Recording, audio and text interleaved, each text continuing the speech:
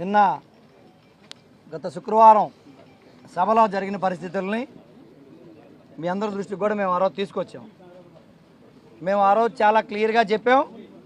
వాళ్ళు సభలో మేము అక్కడ ఉండగానే బయటకు వచ్చి అసత్యాలు ప్రచారం చేసి వైఎస్ఆర్ కాంగ్రెస్ పార్టీ సభ్యులందరూ కూడా ఇలా అపచారం చేశారు, ప్లే కార్డులు పట్టుకున్నారు, చెప్పులు వేసుకొని షూ వేసుకొని అని చెప్పి అబద్ధాలు మాట్లాడారని చెప్పి మేము ఆ వీడియో చూసిన తర్వాత మేము మీ దగ్గరకు వచ్చి రెస్పాండ్ అవ్వడం జరిగింది.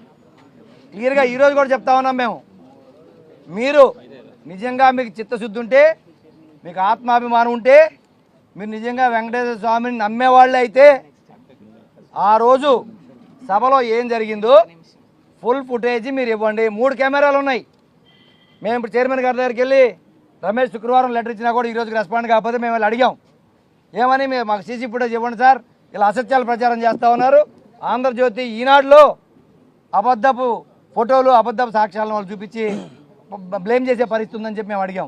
కానీ వాళ్ళు చైర్మన్ గారికి చెప్పిన సమాధానం మేము వింటే వాళ్ళు ఏం చెప్తున్నారు, రికార్డింగ్ లేదంట.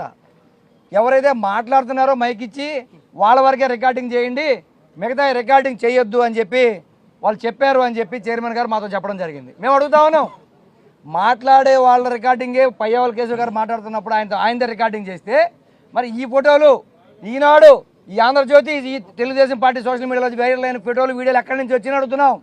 మీరు మార్పింగ్ చేశారా, లేకపోతే మీ ఏఐలో జనరేట్ చేశారా, మీరు ఎలా వచ్చినాయి మీకు, లేక మీరు క్రియేట్ చేశారని చెప్పి మేము అడుగుతున్నాం.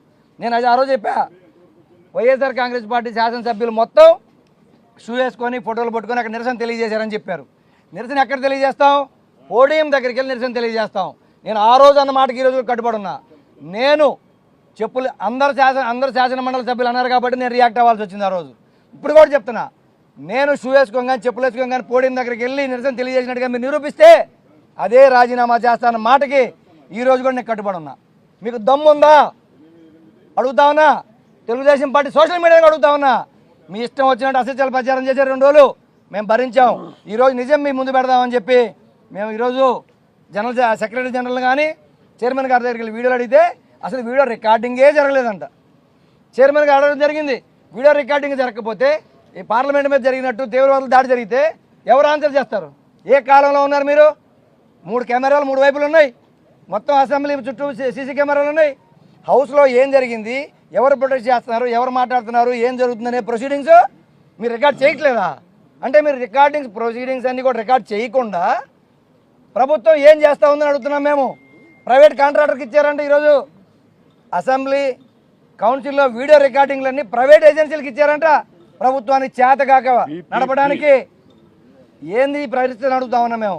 అంటే మీ సొంత మీడియా కెమెరాలు తెచ్చి లోపల పెట్టుకున్నారని అడుగుతున్నామన్నా మేము డైరెక్ట్గా అడుగుతా ఉన్నాం.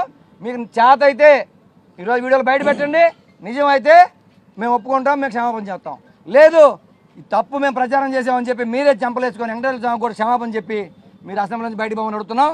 ఇప్పుడు మాకు చైర్మన్ గారు హామీ ఇవ్వడం జరిగింది, ధర్నా చేస్తే ఈరోజు ఫుటేజ్ ఇస్తామన్నారు.